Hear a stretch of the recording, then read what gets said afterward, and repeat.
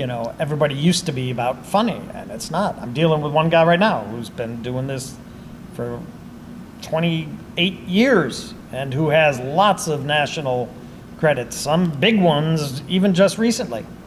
Tickets aren't moving. It's like, because you are not listening to me. You need to put the swipe up link in your Instagram that takes people and say Atlanta under it, that takes them directly to my ticketing site to buy tickets. You need to post every day. You need to go live every day talking about the gig.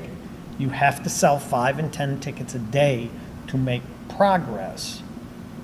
You don't go from 30 tickets sold to your week of the show and suddenly think you're going to sell 800 tickets.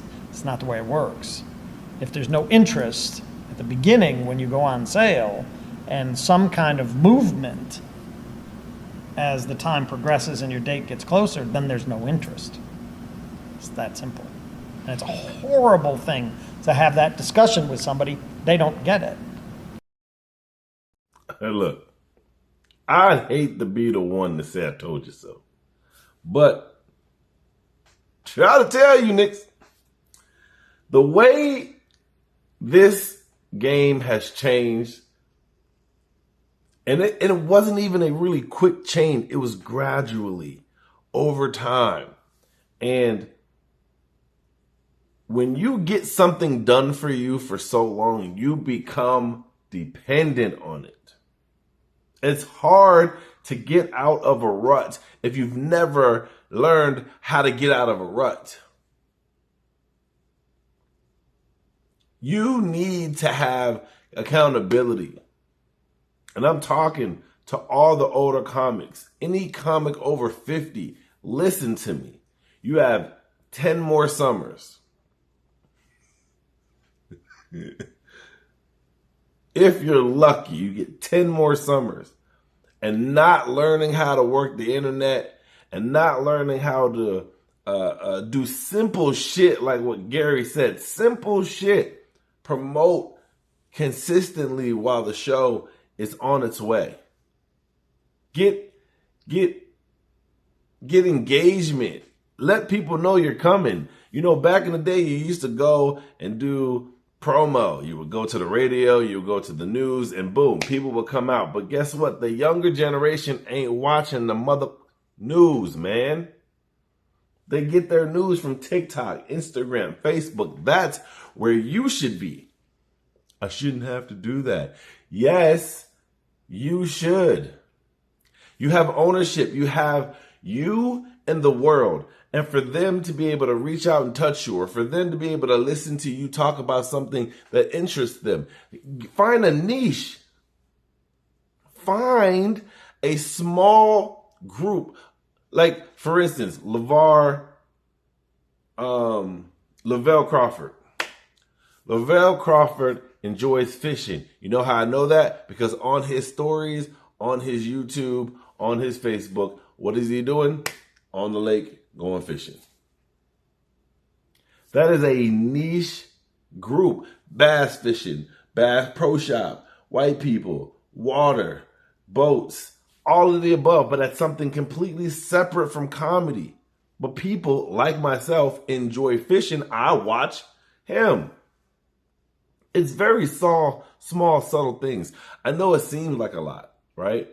Trying to get my grandmother to want to use Amazon to deliver stuff.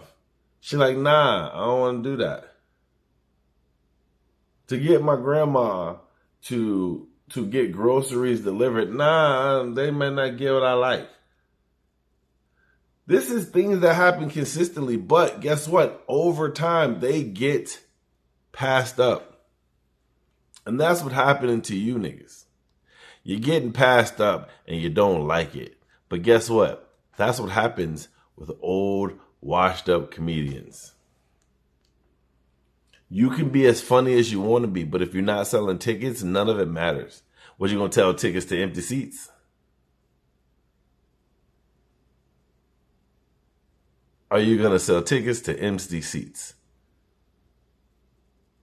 So listen, you gotta start doing it. Find you a young cat and put him up and tell him, hey, I need you to post videos of my clips every day. I need you to help me find out what podcasts I need to be on. I need you to tell me things that I'm lacking. What can I do to get better? And then apply those things. Don't feel like the young kids trying to up you or, get one. They're literally trying to help because we love y'all. We love y'all. We want y'all to succeed.